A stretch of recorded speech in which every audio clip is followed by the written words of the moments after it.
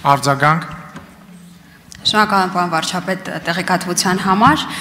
թվում է թե հանրության ուշադրությունից վրիպեց կամ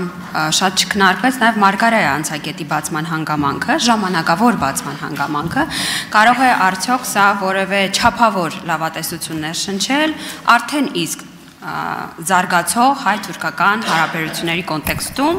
որովհետև կրկին չափազանցրած չեմ լինի, եթե ասեմ, որ վերջին տարիներին ակնհայտորեն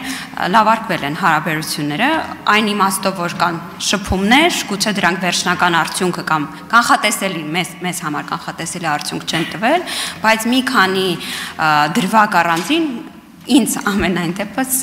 լավատեսություն է ներշնչում հայ-թուրքական հարաբերությունների զարգացման կոնտեքստում կխնդրեի նաև ձեր դիտարկումն այս։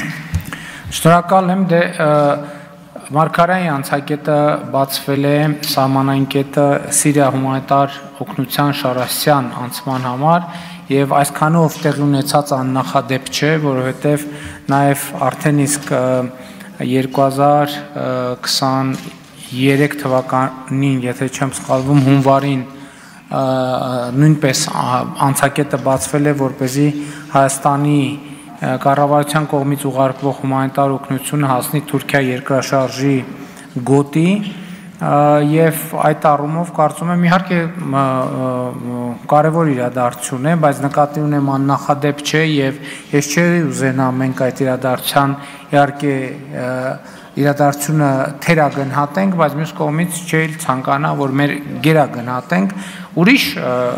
հանգամանք կա, որը կարծում եմ արժանի է առանձնահատուկ ուշադրության, որը այդ դեպքում վստահ չէ, որ այդ ուշադրությանը մենք արժանացրել ենք կամ մեր հանրությունը արժանացրել է, այն որ 2025 թվականի մարտի 1-ի դրությամբ Հայաստանի Հանրապետության մուտքի եւ ելքի բոլոր կետերը գտնվում են Հայաստանի Հանրապետության սահմանապահ զորքերի վերահսկողության ներքո եւ սա չափազանց կարևոր իրադարձություն է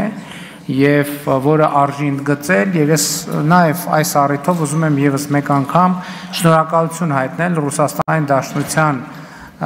անվտանգության դաշնային ծառայության սահմանապահ զորքերին անկախությունից ի վեր այդ գործառույթը մեր սահմանային անցագրային կետերում իրականացնելու համար եւ գոհունակությունս արտահայտել, որ մենք այլևս ի վիճակի ենք այդ ինքնիշխան գործառույթը իրականացնել։ Շնորհակալ եմ։